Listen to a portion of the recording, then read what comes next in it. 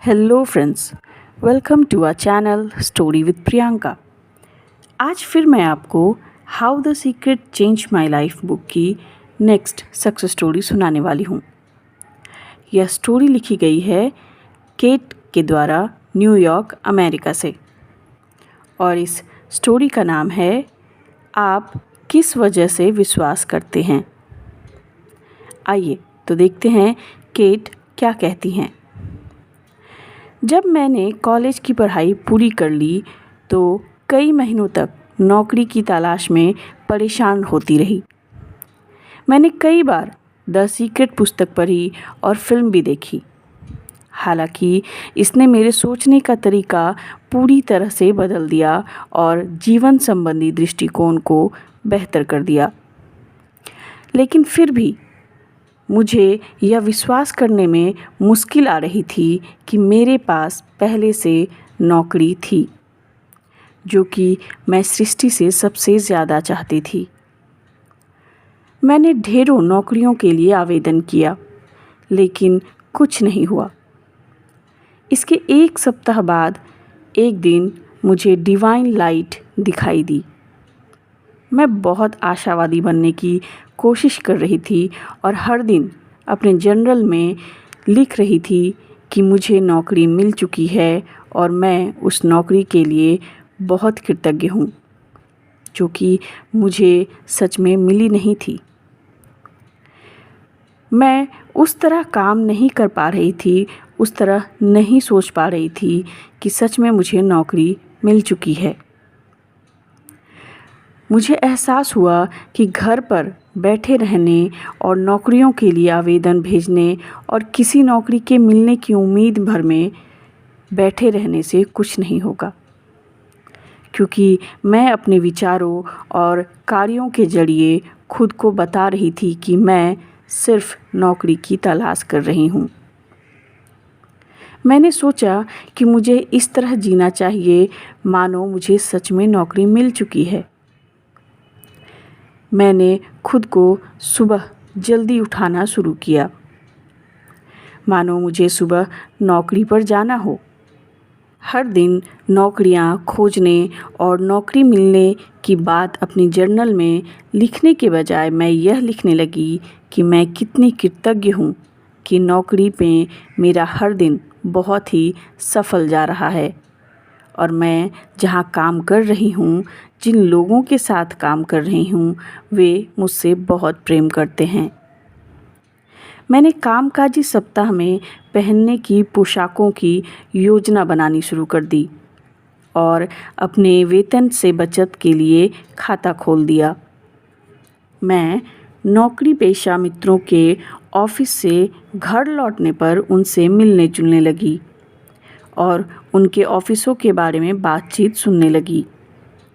उस दौरान मेरे मन में ईर्ष्या या अयोग्यता की भावनाएं नहीं रहती थी, क्योंकि मैं जानती थी मेरे पास भी नौकरी है, इसलिए द्वेष महसूस करने का कोई कारण नहीं होता था। मैंने अपनी टाइपिंग और कंप्यूटर की योग्यताओं को और भी ज़्यादा निखार लिया। जल्दी ही मैं सचमुच विश्वास करने लगी और महसूस करने लगी मानो मेरे पास नौकरी है और मुझे नौकरी की दिनचर्या का पालन करना होगा। मेरे पास नौकरी है, यह नाटक शुरू करने से लगभग 2 सप्ताह बाद ही किसी ने मुझे एक पद के बारे में बताया जो मेरे लिए आदर्श हो सकता था। इंटरव्यू देने के पहले मैं जानती थी कि यह नौकरी मुझे ही मिलेगी और सचमुच वह मुझे ही मिल गई।